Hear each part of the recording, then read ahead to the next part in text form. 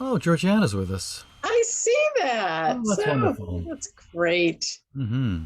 So, good evening, everyone, and welcome to the Jenks Center. If you're new to us, we are located in Winchester, Massachusetts, and we're so pleased that you're here this evening with us. So, just a little bit of light housekeeping. If you'd like to join us and receive our e-newsletter, you can go to the Jenks Center and sign up there. And we ask that you participate in an online survey that will come at the end of the month. And we thank you for that. It is a requirement of our grant. So in October, we have programs running. October 5th, we have a new theater group to us.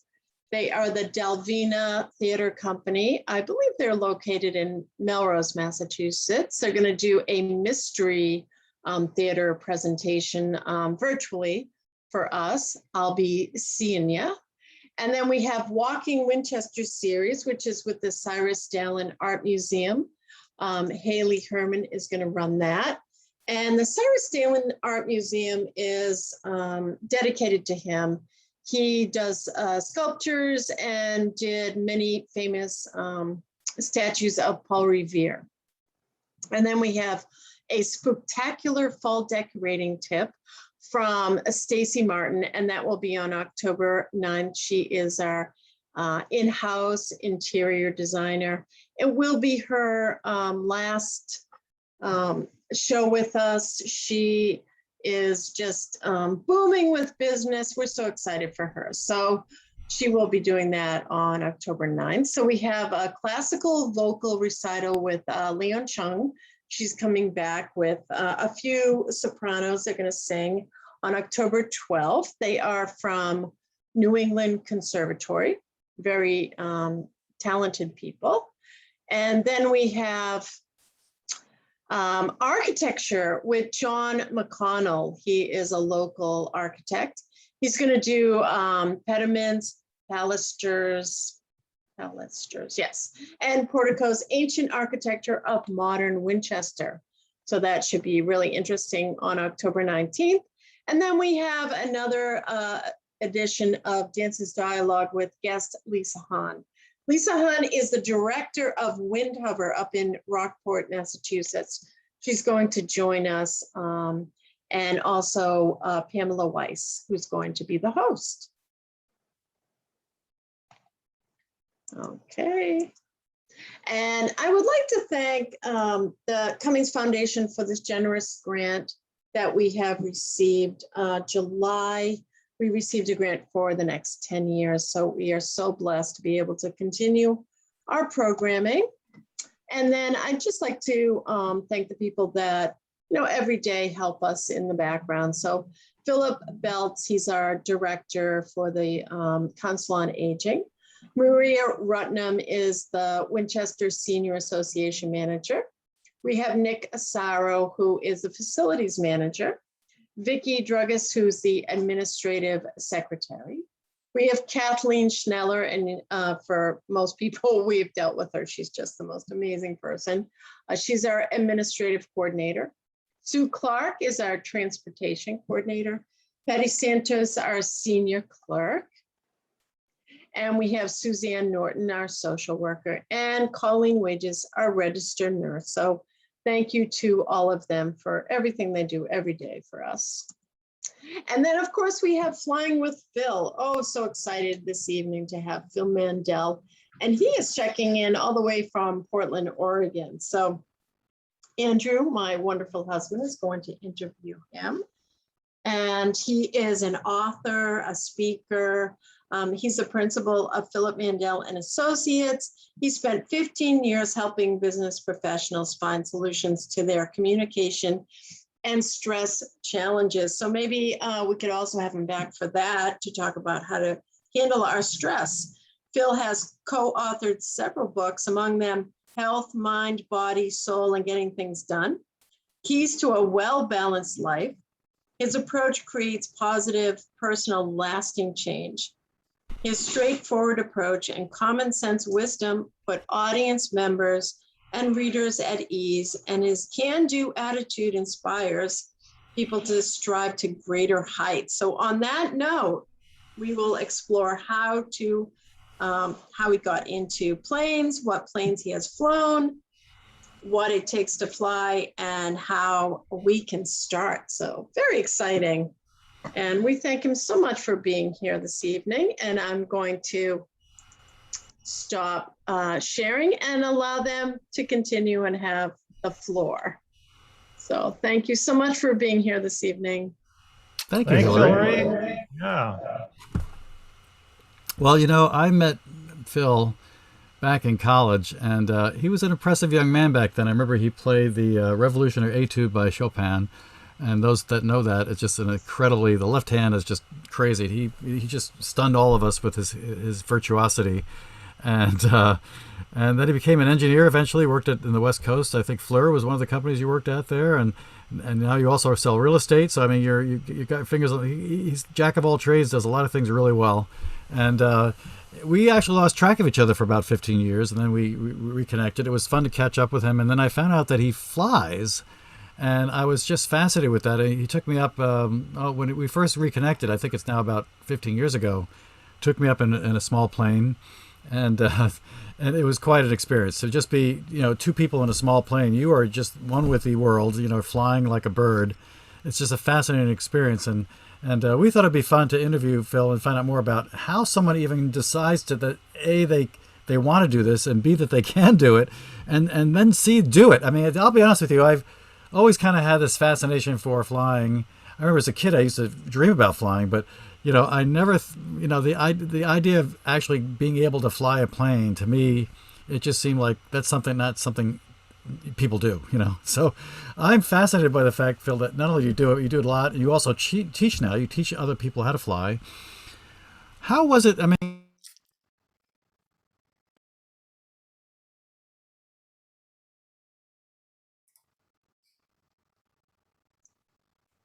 You're muted, hon.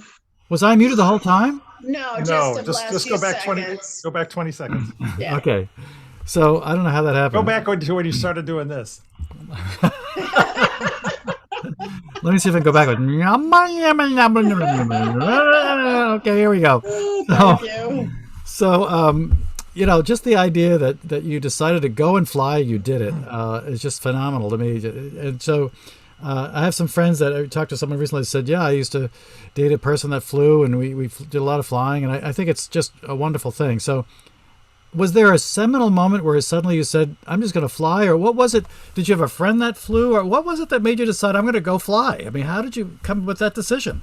Yeah, it's a great question. And, the interesting thing, first of all, that's, how people say, if God had meant for man to fly, he would have given him wings. Right. That's not correct. If God had meant for man to fly, he would have given him more money. Right. So every once in a while, when I have money, I get to go flying or buy an airplane or something like that. Mm-hmm. So we'll get around to that eventually. But I'm on my 10th airplane now. Oh, you are? Really? Wow. Yeah. But what happened in 1981, in fact, when I first started flying, I was dating a young lady named Karen at the time, back in the Boston area, Andrew, where you are. And so Karen's mother lived in Albany, New York, and mom wanted to come and meet the new boyfriend. And I thought, okay, that's great. But having grown up on Long Island, I know that trips like that, either from Great Neck to Boston or all the way from Albany to Boston, it's a long 4-hour exhausting drive. Mm. You get there, you're dead tired. If you go and have a meal with someone, you just have to spend the night. It's just too tiring. Mm-hmm. So lo and behold, mom and mom's boyfriend show up at a little airport near us, where Karen and I were in Boston, and with this real neat looking airplane that he said is called a Mooney. I didn't know it was an airplane called Moonies. I thought they were all Cessnas. Mm. What's a Mooney? Right. So yeah. So anyway, we had a nice dinner, and before the sun started to go down, we took them back to the airport. They flew off, and they were back home in Albany and in bed by midnight, and not tired at all. And I thought, I just have to do that. That's just like that's having thought of it all my life, just like you, Andrew. But maybe it's Yeah. just a boy thing. I don't know. And by then, having lived in the Boston area for so long, at school and other doing working, I used to go down the Cape plenty of times. So for our mutual friend Ted, Mm-hmm. his family had a cabin down there, or I'd go down for other reasons. And it was always it would have to be on a weekend because getting down there and back during the week was just impossible if you had to work the next day. Mm. So Friday afternoon, Friday evening traffic down, is it Route 3? It's been a while from Boston No. down to the Cape. Mm. Do I have the right number? I think three's right. Yeah, I think so. Anyway, down the Cape and then all the way out to Hyannisport or Provincetown or something like that. It just takes forever. Oh God, yeah. And so I thought, okay, if he can fly from Albany to Boston and then back to Albany and not be tired, I'll bet I could probably learn to fly and then fly down the Cape or Martha's Vineyard or Nantucket and not have to deal with driving, not have to deal with getting on a boat, just go there. And that's what happened. I like the day after that flight with my girlfriend's mom's boyfriend, that whole thing with the Mooney. Yeah. I went to the closest private field I could find in the Yellow Pages at the time, which was up there in Bedford, Massachusetts, Tewksbury, I beg your pardon, Tewksbury, Mass, just north of Boston, a little airport called Tumac Airport. And I said, how do I get started? Really? You just walked in and said, how do I do said, it? how do I get started? And the day after that, I took my first introductory lesson, and then they said, plunk down $3,500 and we'll crank you dry. Let's go. I love it. And 2.5, less than 3 months later, I had my private pilot license. Oh, really? How much work is that? Is it like every weekend? That sounds like a Andrew, we've known each other a long time. When either of us wants to do something, we just turn on the spigot. I love it. And nothing stops either of us. It's Yeah. somehow that's you. built in. You're in my DNA both. Hmm. So every chance I get, I go for a lesson, sometimes twice a day. I can remember one day I even had 3 lessons in one day. Wow. Not everybody can do that. Not everybody can concentrate through, for that amount of time. And, it can be pretty intense, but when I want it, I go for it. And that's what I did. It's like, I'm starting, I'm going to finish as fast as reasonably possible to be safe and proficient. Mm-hmm. And let's go. And then I got my license, and then I got tired of having to rent where you can pick the airplane up at a certain time, but then you have to have it back 2 hours later. And if you want to take it overnight, that's a big deal. It's like, I can't handle that many restrictions. So I bought my first airplane 2 weeks after I got my license. Oh my God. That's great. What was that one?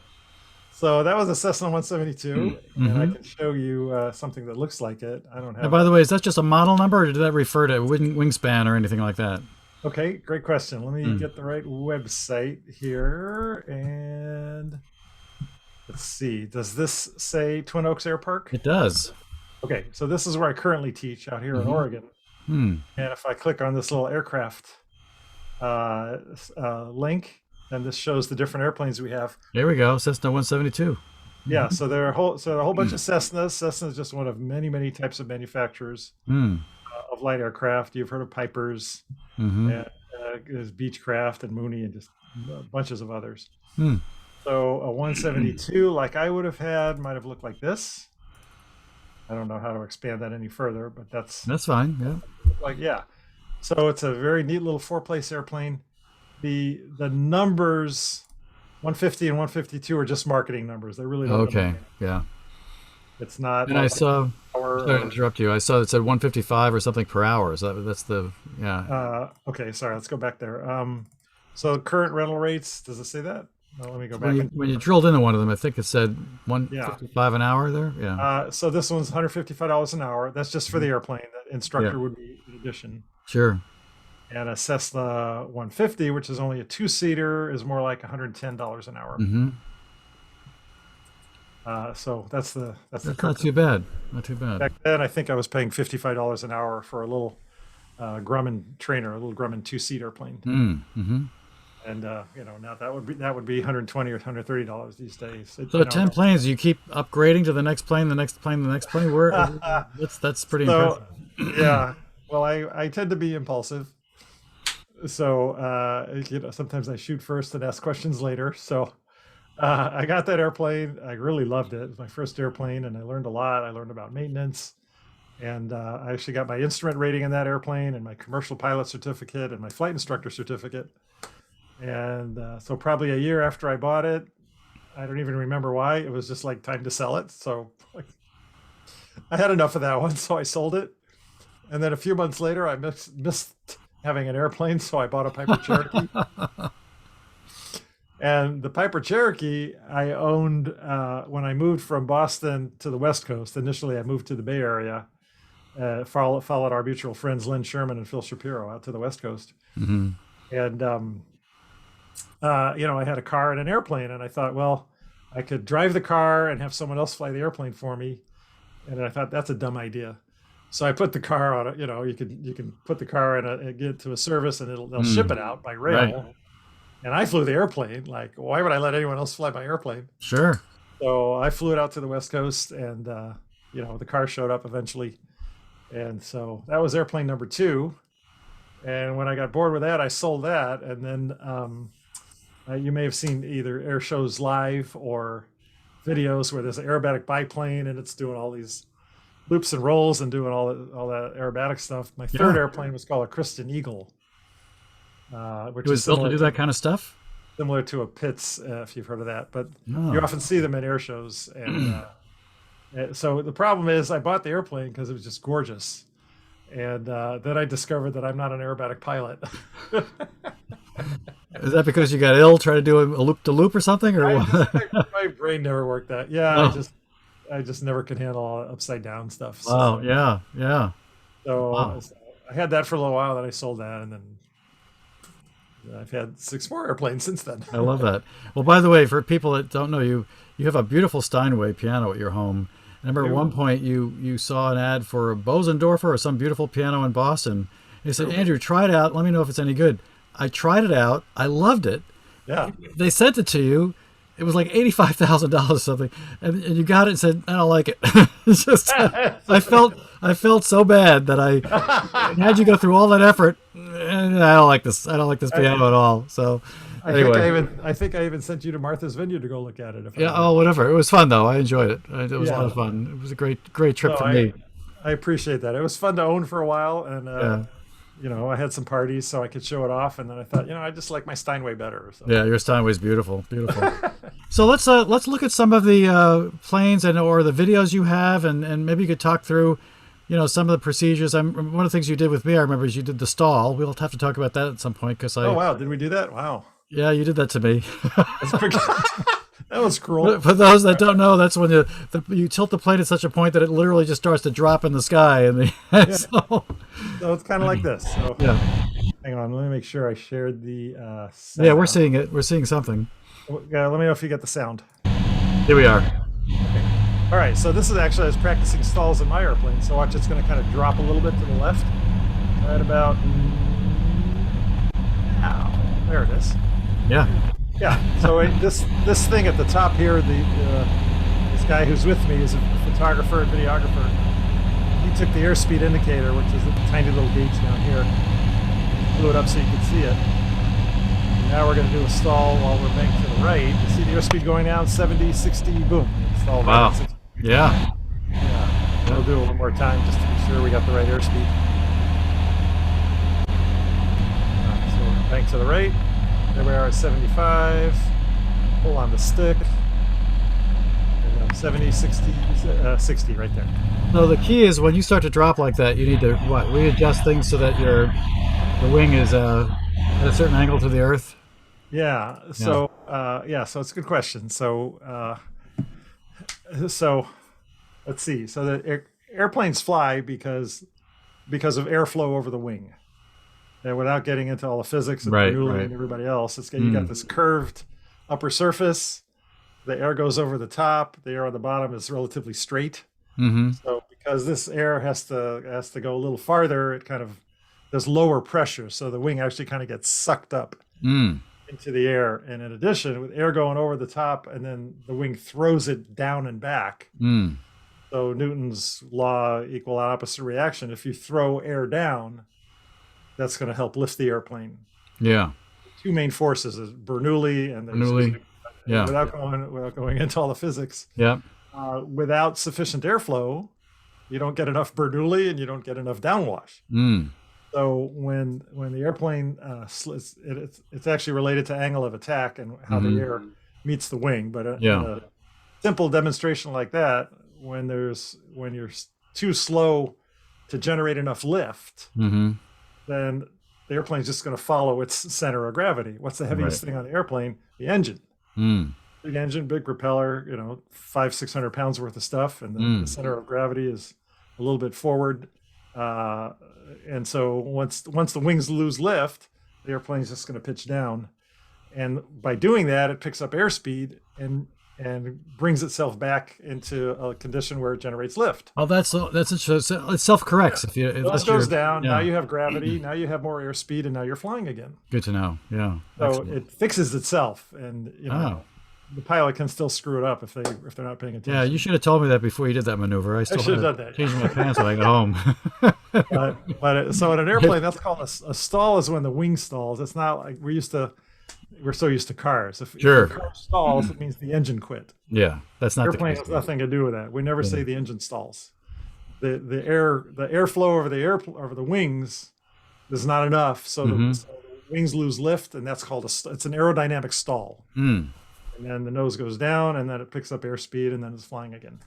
So it would be great, Phil, if you gave us some simple facts to help us deal with, what you had to learn. I mean, to me, it sounds like it's so complicated. I was even telling you earlier when we talked about this that you go to the airport and the runways have these strange number designations, and and yet it all makes sense to you, right? There's a whole way it's codified. Maybe you can explain all of that so people get an inkling of why runways have strange number designations and I will. Not just random.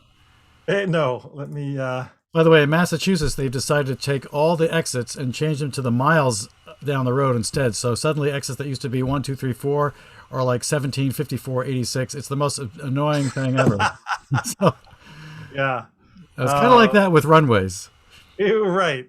So let me see if I have a touch and go. Let's see. I'm landing at a nearby airport. Let me see if I can show this to you real quick. So the runway numbers, here we go. Let me jump over to this video. Landing at a nearby airport called Milano. I got sound and I got this right here. Let me maximize the screen. And nice. Oh, am I going towards the runway? Yep. Okay, so from memory, I think this is runway 32. So the runway numbers are simply the alignment with respect to magnetic north. So runway 36 is the same as 0 because it's 360 degrees. 360. Okay, yeah. Yeah. So there's no such thing as runway 0. We just call it runway 36. Yeah. That's aligned with magnetic north. And if you go a little bit to the left, it's 350, and a little further. So if you go all the way west, it's 270. South would be 180, and then they just lop off the 0. So it would be runway 36, runway 35. Yeah. Runway 27 would be heading 270, which is west. This one I think is runway 32, if I remember this airport correctly.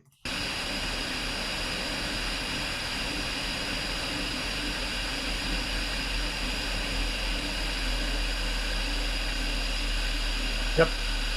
It's kind of faded paint, but did you see the 32? I did see that, yeah. And so the other end of the runway is going to be 180 degrees from that. So I'm just going to do a touch and go, landing and takeoff. And we might be able to read the numbers upside down the other way. So Andrew, if it's runway 32 one way, what's the reciprocal? What's 32 minus 18? Oh God, you're gonna make me do math now?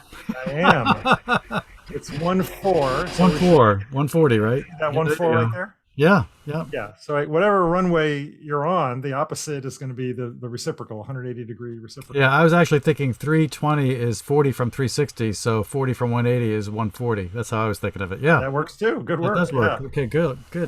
Now, you also said, though, that there could be two runways. So someone would be an east and then a west, and then sometimes a middle runway. Is that central or middle? What do they call that? Okay, so it's not an east and a west. It would be right or left. Oh, right or left? Okay. And so Right. I forget how Logan's laid out, but Yeah. for example, at Portland International Airport, there's 2 runways parallel to the Columbia River. I can actually Mm. show you that on our fancy aviation app called ForeFlight. Now, by definition, do you always land on the right side, or you could land on the left side too? It's just depending what the tower tells you. Stand by on that. Mm-hmm. Let me dig into this gizmo right here and go back to Zoom and share screen. So And then this I'll stop asking questions. You could just show us what you want. Now, this looks really complicated to me. so well, just like any map, you got to learn how to read it. Yeah, maybe you could tell us a little bit about this in a minute. Yeah. Yeah. So this is PDX. This is our international airport, Mm-hmm. Portland International Airport. Yeah. What we're looking at is a sectional chart. Basically, it's the visual chart published by the government. Mm-hmm. This happens to be on an app that I subscribe to, which is called ForeFlight. But this is also available. Plenty of ways to look at this online Yeah. for free. But you can see these 2 parallel runways, this blue rectangle, and then next to it is one then parallel to it. So heading to the west, which is from, as you look at the screen, from your right to left, Mm. that would be basically towards the west. And so those are runway 28 right and 28 left. Mm-hmm. So if you just imagine you're landing with the river at your right and you're going towards the left of your screen, Mm-hmm. the one on the right is runway 28 right. The one on the left is runway 28 left. And I might be able to zoom into an aerial map. Oh, look at that. That's pretty. Nice. But coming from the other direction. So there's 28 right. See that? Yes. Excellent. If Yeah. I scroll over to the other runway, wherever they put it, let's see where to go. There's somewhere. Here it is. 28 left. See that? Ah. Okay. Yes. Yeah. And so if there were 3, another one in the middle, that would probably be called 28 center. So there'd be 28 left, center, and right. Yeah. Runways. And now, if it's coming from the other direction, what's the quick math on this? What do you do? You Yeah. So it's just 180 degrees different. So Yeah. 8 minus 18. Yeah, correct. So what would that be? What's 28 minus 18? You're talking 10, right? Correct. Right. Okay. Oh, there you go. 10 yeah, left now. So 28 right is 10 left. Correct. Yeah, very cool. So, okay. Yep. So if you're on the left going moving to the right, this runway's on your left. Mm-hmm. If you're over here going the other way, this runway's on your right. Well, this is great. Now I can make sure the pilot's in the right lane when I'm flying. Yeah. It's good to know. Did you just land 28 left or 28 right? Come on. Yeah, right. So can you go back to that map for a minute? I noticed an interesting comment. It said that because of a magnetic disturbance on the southeast area, you can get as much as 8 degrees off on the on your bearing. So that's interesting. Okay. That's probably not a usual kind of marking. See right there there you go. This thing right here. Yeah. Yeah. Isn't that fun? That is fun. Yeah. So yeah. So what they're just saying is that in that specific area, don't be married to your compass. Yes. Well, obviously, you're not going to tell us everything about. It would take you probably hours to tell us everything about this map. But there's some key things you could point out that would help us start to understand the way a pilot thinks when they look at a map like this. Exactly. Yeah, I'd be happy to. So most flying is done visually, Mm-hmm. and the acronym is VFR, which means Visual Flight Rules. Mm-hmm. And if it's not visual, in other words, if the clouds are too low, if the visibility is too bad, then you're flying by instruments, and that's called IFR, which is Instrument Flight Rules. Mm-hmm. So airliners are always on instrument flight rules because they're always under positive control, and they go up into high altitude airspace where it's just required. You have to be under positive control. The rest of us, little single engine and twin engine people, the vast majority of our flying is visual. Mm-hmm. I haven't filed an instrument flight plan in years, except when I'm training an instrument student and we file flight plans because obviously they need the practice.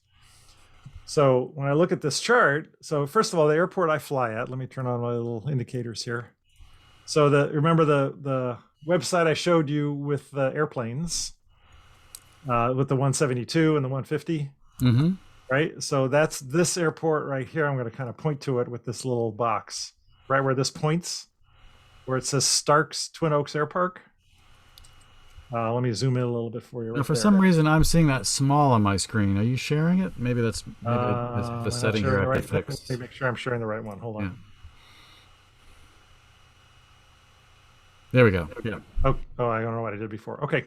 So Stark's Twin Oaks Airpark rather. And this is the runway symbol. So when we see there's two different colors for airports. One down here that I'm pointing to now. Is that like a Republican airport and a Democratic airport? Is magenta. Okay. And then this one a little bit to the north, where I'm pointing now, is Hillsborough Airport. It's blue. Magenta airports are uncontrolled. Blue airports have a control tower. Ah. So you know right away which airports are controlled, which airports are uncontrolled. Yeah. And of course it's controlled, and there's specific procedures you have to follow. You have to contact the tower before you enter this blue circle that surrounds it, depending on your altitude, and you need clearance to use the runway and things like that. So if it's a magenta airport, there are different procedures. You're still going to talk to the radio. You're going to use the radio if you have one, but first of all, you don't have to have one. Really? That sounds dangerous. In the vast majority of airspace, most people do, but there's a lot of airports, a lot of places where it's not like farm fields and anywhere else. It's just not required. Yeah. So, but if you have one, you're nuts not to use it. And this tells you the frequency, 123.05 megahertz. And the little C next to it means that's the Common Traffic Advisory frequency, meaning if you're going to land here, you dial this frequency and you announce your intentions. Ah, okay. Nobody talks back to you. You're basically broadcasting in the blind. Yeah. And saying, I'm approaching from the west and I'm going to be downwind for runway 2. And someone else might say, I'm here, on the airport and I'm taking off runway 2. And now each of you know that you should be looking for the other one. Yeah. But there's no tower saying cleared for takeoff or cleared to land. They're just talking to each other. Interesting. Huh. So, and weird as that sounds, just think about the vast majority of your driving or all of your driving. Nobody tells you what to do. Right. Other than a red light tells you to stop and, other than that, you're driving around, you're looking for other traffic and you're avoiding them, which is precisely what we do. We just do it in 3 dimensions. Exactly. That's cool. Pretty fun, huh? Very fun. Thank you. All right. What else you got? Yeah. So if audience members have questions and you have a way of fielding them, then I'd love to hear them. Yeah. In fact, I'm going to do 2 things for the audience. I'm going to share with you Phil's site, which is called flyphil.info. I'm going to copy that in and put it into the chat for people to review later. Phil, did you want to show us some more of your videos? You have a whole sequence of them.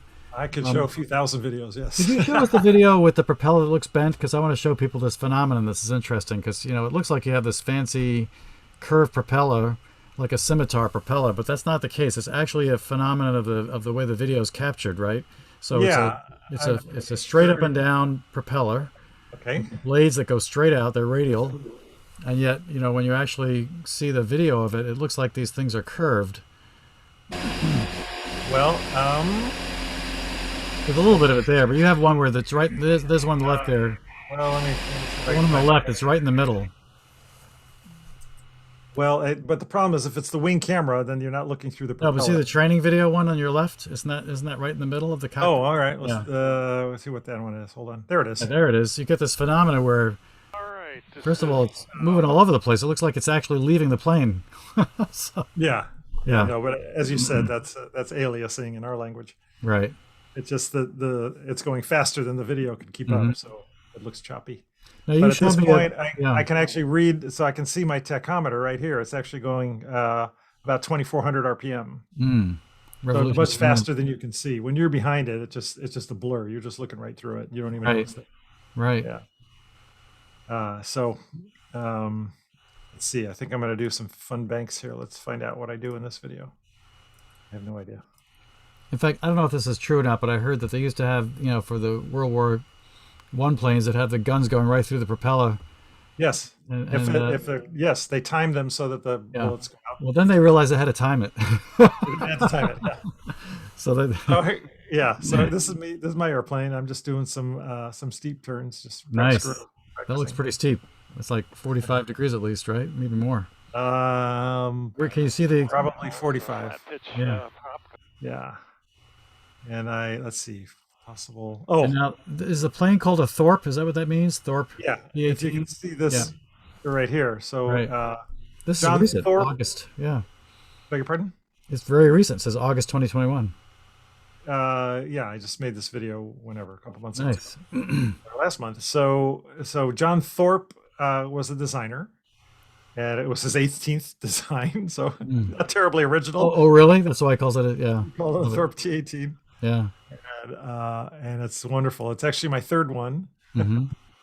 I'm still kicking myself for selling the first one because I don't know. that was a gem. And then, so actually, I'll show you the pictures. Hang on. How do I new share?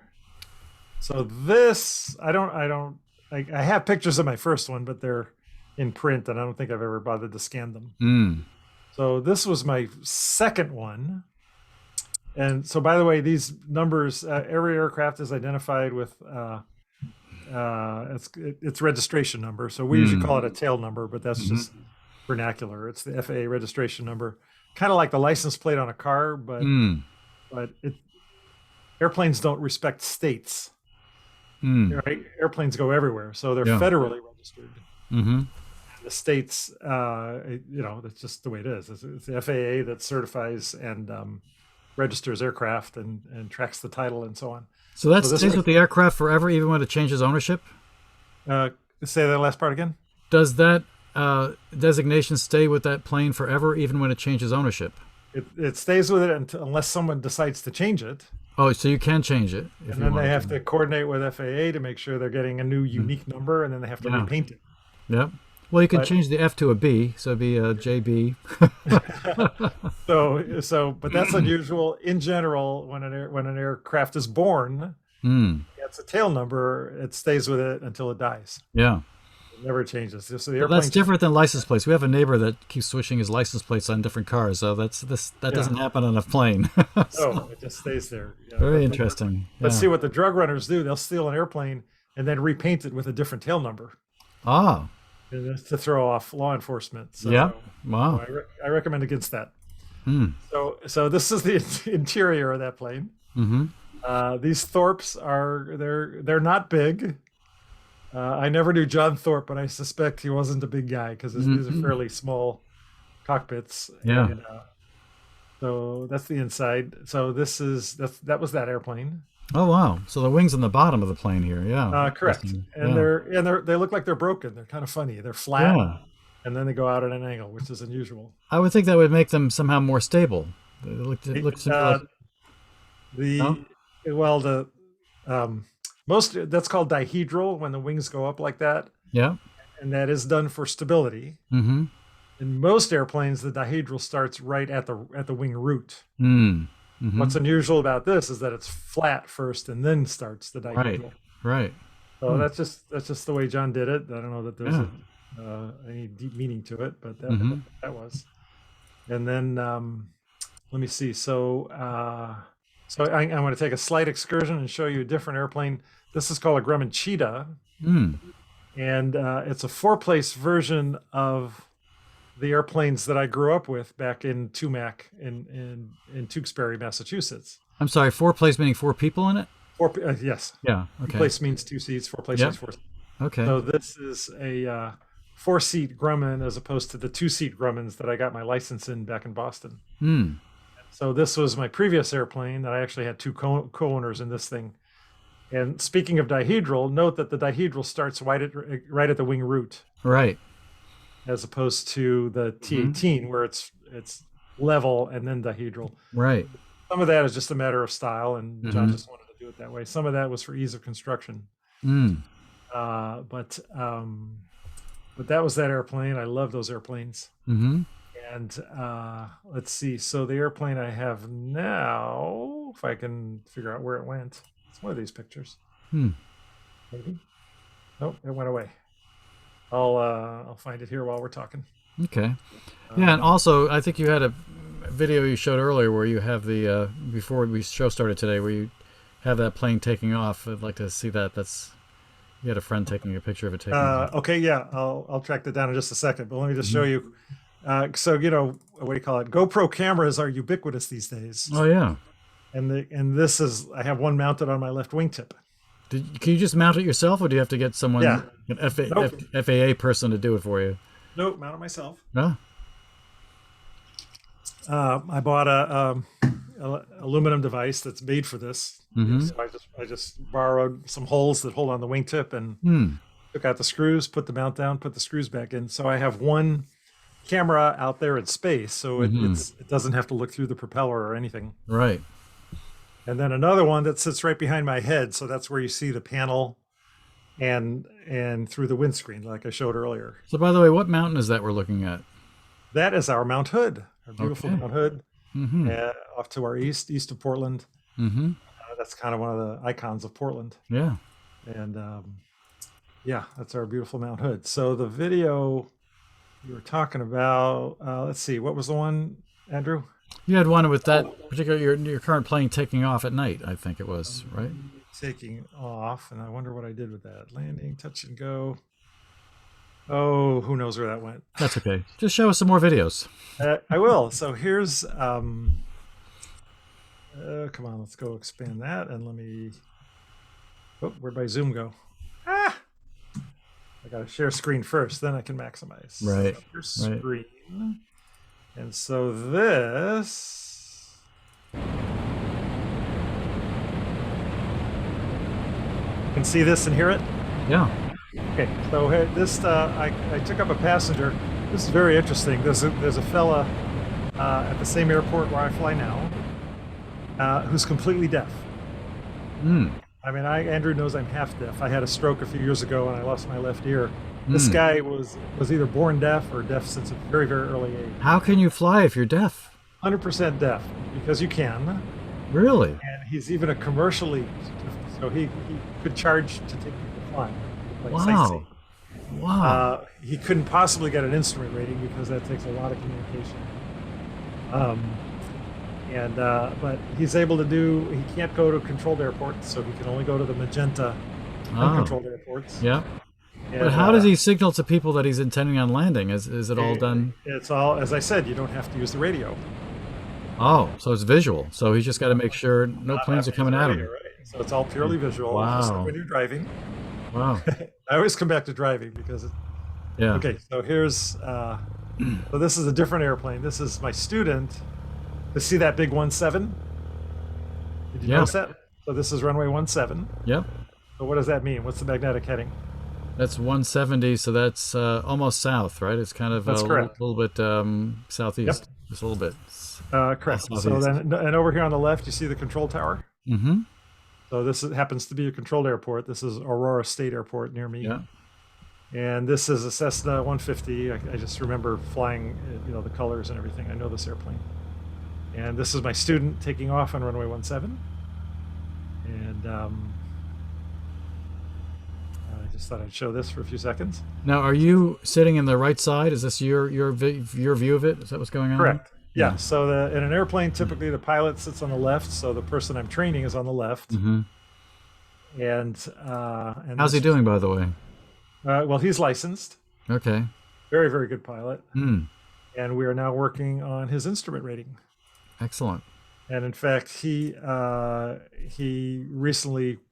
became part of a club that just recently bought a Cessna 182, which is like that 172 4-seater, only a little kind of grandpa. Mm. A little bit bigger, more power, more capable. Mm-hmm.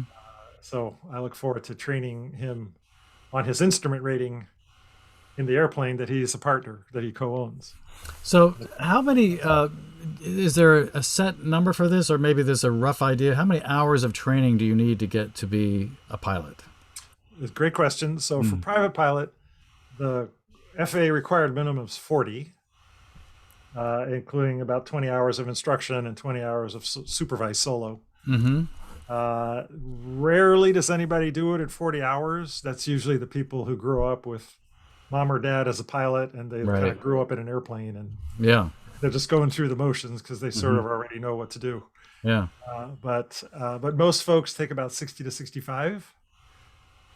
Some people take a little more, some a little bit less, but that's sort of the national average. Hmm.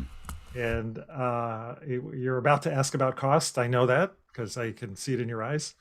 And so if you multiply by $110 an hour for the small airplane, or $155 an hour, and then add $50 or $55 for the instructor, Mm-hmm. and a bunch of other expenses, your medical certificate, blah, blah, blah, blah, blah. It's going to run about 10 grand in today's Mm-hmm. dollars Yeah. for a private pilot. Mm-hmm. And then, in order to stay certified, Yeah. you need to do what every couple of years? How does that work? Great. Very good. So you're right. Every 2 years, Mm-hmm. you have to have what's called a flight review, Hmm. which means you go up with an instructor and they run you through the ringer for at least an hour of flight time and an hour of ground time, going through the Mm-hmm. regulations and so on. Yeah.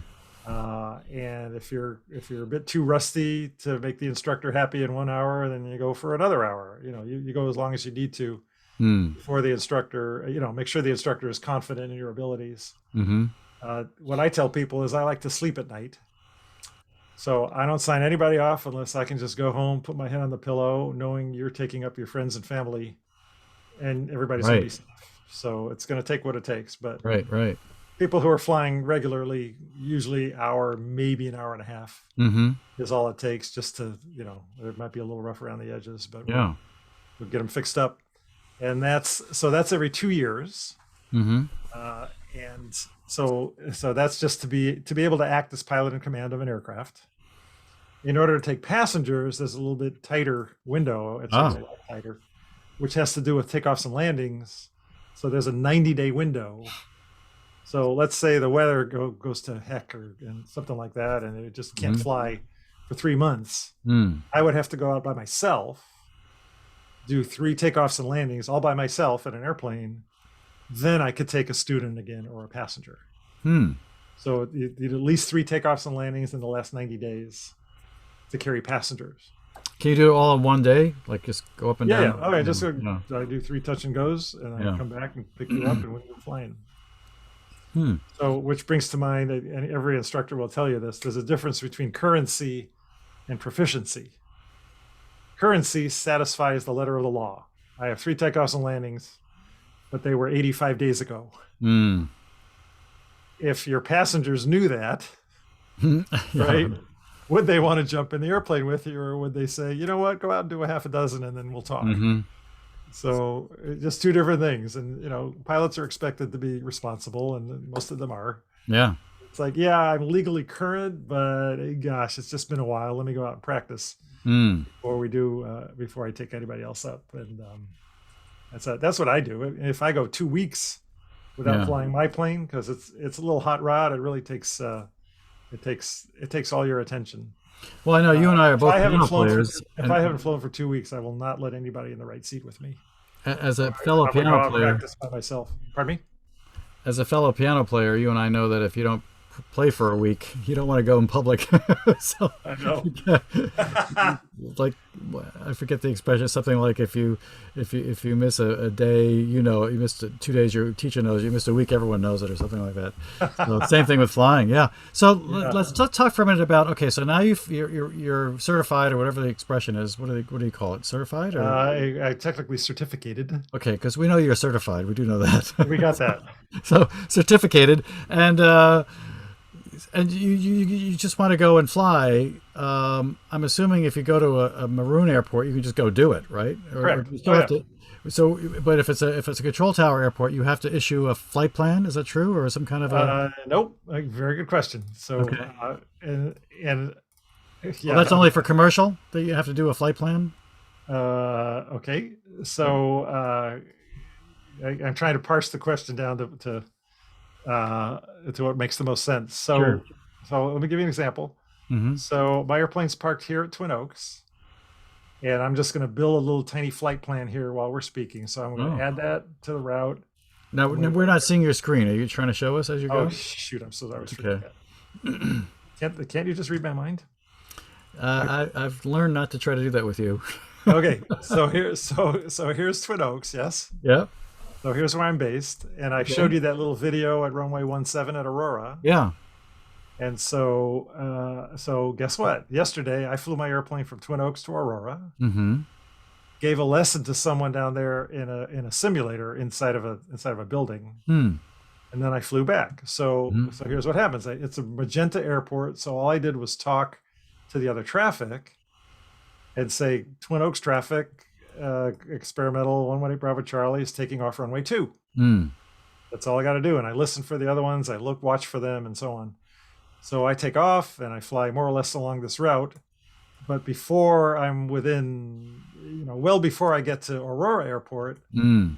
I call Aurora Tower Yeah. because it's a controlled airport. So I can't just jump in.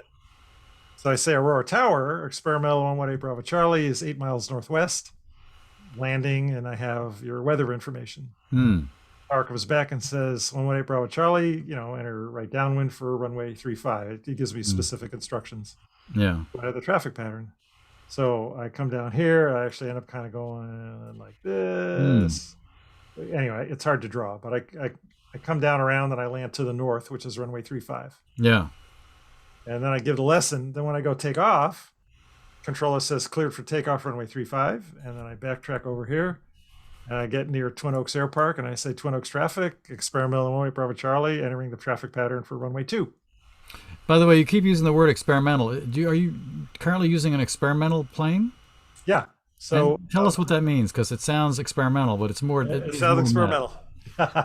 So any airplane that was not built by a factory, so Cessna, Piper, anything that's got a type certificate, FAA has blessed every nut and bolt and screw and everything else. Mm-hmm.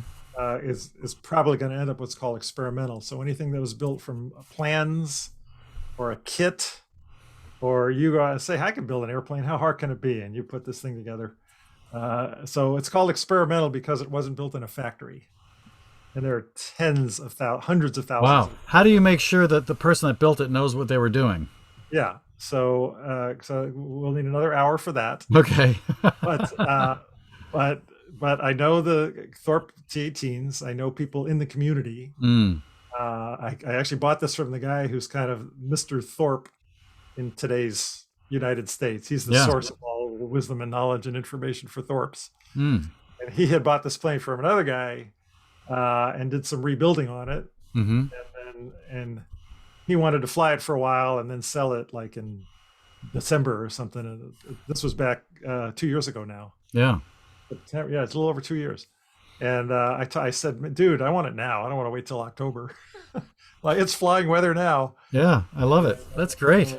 And by the way, you mentioned a deaf guy that could fly, but please tell me there's no blind guy that can fly.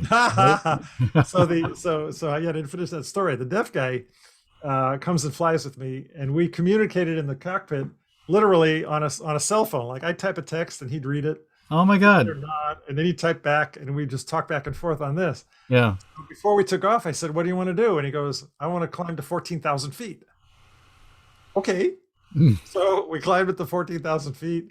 I started the video. We just did that beautiful video over the Portland area.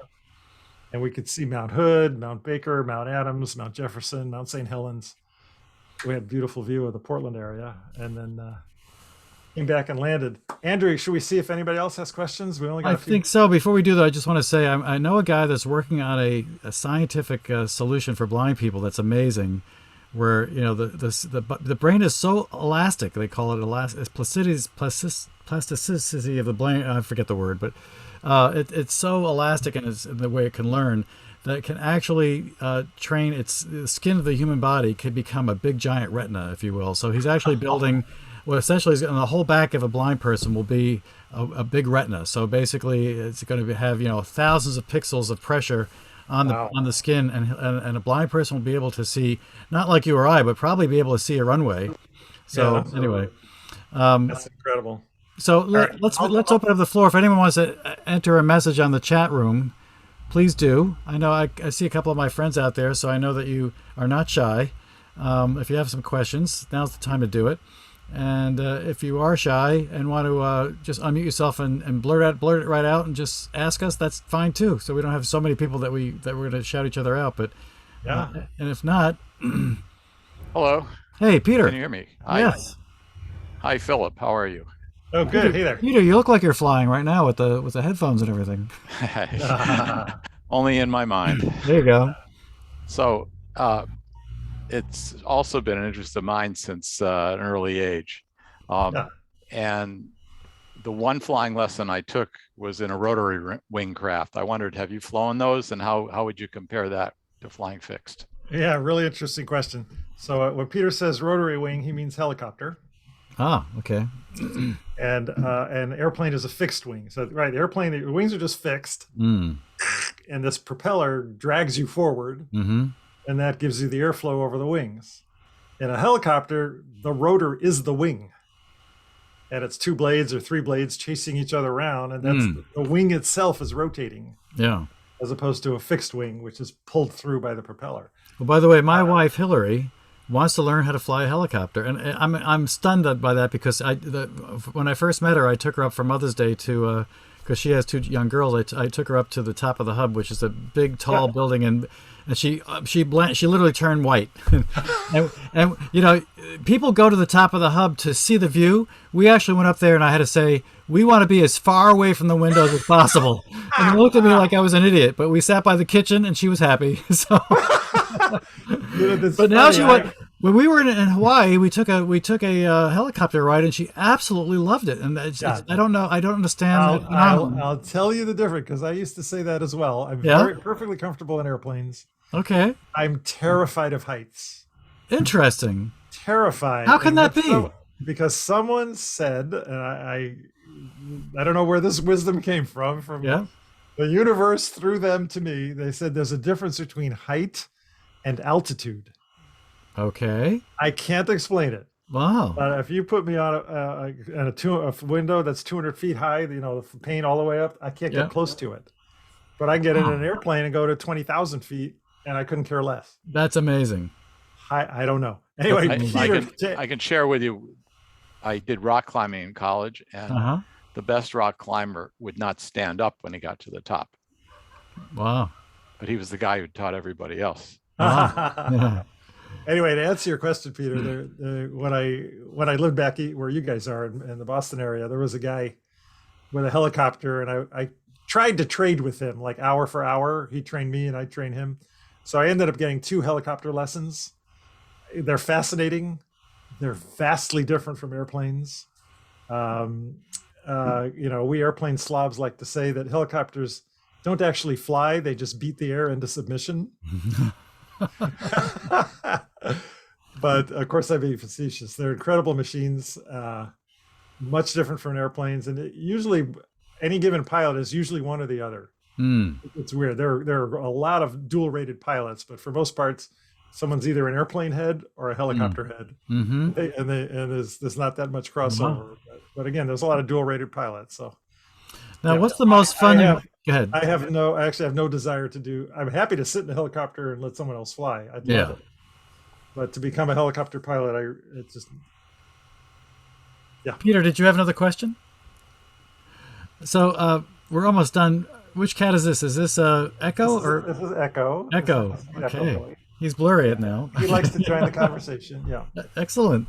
He's never been flying with me. What's the most fun thing you ever did flying? Did you ever fly someplace just to have a hamburger or anything crazy like that? Or you talk to any pilot, they'll tell you about what's called a $100 hamburger. Yeah. Except nowadays it's more like $200. But yeah. And then someone posted on one of the pilot Facebook groups. They flew for somewhere near me up to the Seattle area for a piece of pie. And he said, that wasn't just a $100 hamburger. That was a $500 piece of pie. You got to love that pie to do that. So to answer your question, remember I learned in Boston and I bought the 172 so I could fly from Tewksbury to Cape Cod. And we just weren't connected in this way back then, but I took some coworkers and other people.